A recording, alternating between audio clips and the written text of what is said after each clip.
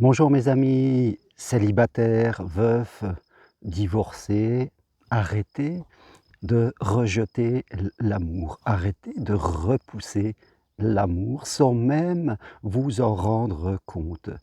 Et je vous parle aujourd'hui ici du chemin de Compostelle, dans les Alpes de Haute-Provence, sur cette voie magnifique qui va de Gap jusque, à Barcelonnette, donc une voie vraiment superbe et je vous rappelle, vous pouvez venir marcher avec moi lors des parenthèses Compostelle où nous parlons beaucoup de la vie sentimentale. Apprenez à faire autre chose. Les prochaines marches en mai vers Rocamadour et en juillet vers Conques. Toutes les infos sur mon site germainroncari.com ou sur le texte qui apparaîtra sur cette vidéo. Écrivez-moi, je vous enverrai tous les programmes. Voilà, envoyez-moi un petit message et je vous enverrai vraiment tous les programmes. Alors, imaginez que l'amour pourrait se transformer en une personne humaine.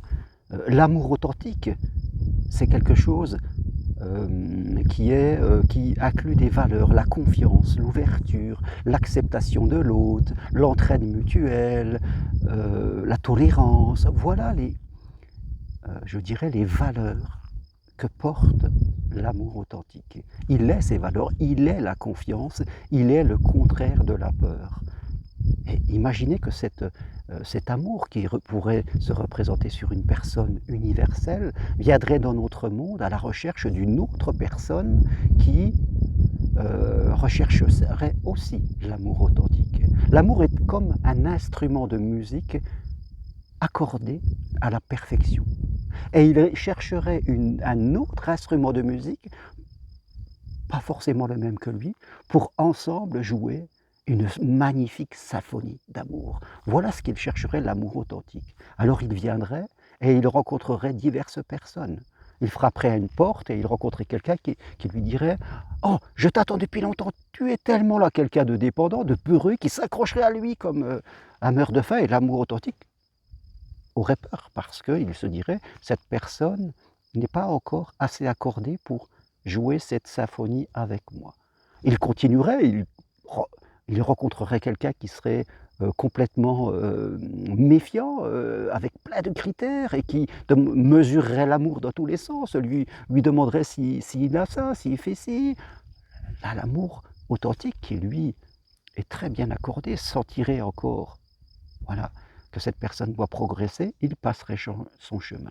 Et ainsi de suite, il pourrait rencontrer une personne qui n'a pas le temps, qui est totalement occupée à faire autre chose, une autre qui est ambivalente, qui ne sait pas ce qu'elle veut, qui a besoin de réfléchir encore, une autre encore qui veut faire du chacun chez soi, qui dit à l'amour authentique, ben, reste chez toi, puis de temps en temps on se verra, comme ça on ne se partage pas tout.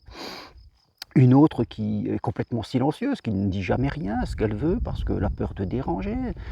Elle rencontrerait que des personnes qui, sans s'en rendre compte, rejettent l'amour authentique. Parce que l'amour est tout autour de nous. Et ce que je veux vous dire au travers de cette petite histoire, c'est que la plupart des gens sont inconscients, conditionnés de leur comportement. Et c'est cela qui rejette l'amour, c'est ça qui attire à eux déjà pas des bonnes personnes et qui rejettent l'histoire que ces personnes pourraient très très bien vivre si elles choisissaient d'évoluer. Il y a peu, j'ai rencontré une personne, non pas en consultation, c'est quelqu'un que je croisais lors un séminaire et comme elle savait que j'accompagnais des gens aussi pour vivre l'amour authentique, elle me disait qu'elle, de toute façon, c'est terminé, elle avait tourné la page et elle me dit texto: «Moi, de toute façon, je préfère rester avec mes chiens, qu'avec un homme». Parce que pour elle, un homme, c'est moins bien que ses chiens. Alors oui, cette femme avait sûrement, eu, des déboires amoureux. Elle a peut-être rencontré dans sa vie 2, 3 hommes, 4 hommes, avec qui elle a vraiment eu une vraie histoire et elle en a déduit la croyance limitante qui englobe tout, que tous les hommes, en fin de compte, sont comme cela et qui sont moins bien que ces chiens. Donc comme elle avait cette croyance, forcément, elle ne pouvait attirer à elle que des hommes qui correspondaient à cela, et ça ne faisait qu'amplifier. Et en plus, cette personne, elle, elle parlait de ça autour d'elle, que ce soit à ses enfants, que ce soit aux gens qu'elle rencontrait. Elle se faisait mal à elle, elle faisait mal à son cœur, et elle ne faisait que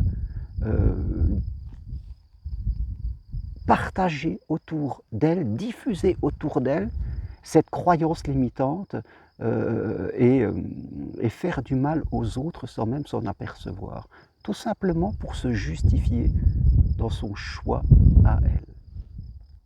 Donc, oui, cette personne, par ses pensées, par ses comportements, crée sa réalité. Hein, c'est ce que nous disent les textes sacrés, tous les textes spirituels. Hein, par tes mots, par tes comportements, tu seras heureux ou malheureux. Et Gandhi le disait déjà, soyez le changement que vous voulez avoir, soyez l'amour que vous voulez rencontrer. Donc oui, célibataire, veuf, divorcé, si vous avez du mal à construire une histoire avec quelqu'un d'autre, c'est qu'en partie, à l'intérieur de vous, il y a quelque chose qui ne tourne pas rond, qui n'est pas assez encore ajusté, et c'est ainsi que vous rejetez l'amour et que vous rencontrez des gens qui sont dans la même vibration que vous. Il va falloir élever votre niveau spirituel, élever votre vibration pour commencer à attirer quelque chose de différent. Ce voyage que vous devez faire, cette progression, il faut la faire pour rencontrer l'amour, mais pas seulement ça, il faut la faire pour vous, dans votre vie générale, parce que c'est dans votre vie qu'il faut évoluer, parce que quand vous allez vous élever spirituellement, ça va s'améliorer dans toute votre vie, hein, dans votre relation avec les autres, votre relation à l'argent, à l'amour, bien sûr, dans votre relation à vous-même, pour commencer. Voilà, vous faites cette évolution et toute votre vie va changer parce que vous avez évolué. Voilà ce que je voulais partager avec vous aujourd'hui. Par votre évolution, vous arrêterez de rejeter l'amour que vous espérez. Si vous voulez aller plus loin, prenez rendez-vous avec moi, on fera le point de votre situation.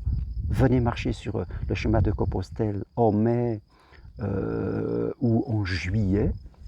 Bientôt, il y aura une date en septembre aussi. Et faites une formation avec moi si vous souhaitez devenir psychopraticien ou coach. Formation individuelle possible de chez vous en visio formation. Voilà ce que j'ai à vous dire. Je vais continuer ma marche. C'est bientôt l'heure du repas dans ce décor vraiment splendide avec une journée de fin avril ici vraiment magnifique. Alors je vous dis à bientôt. Ciao à tous et surtout, vive l'amour!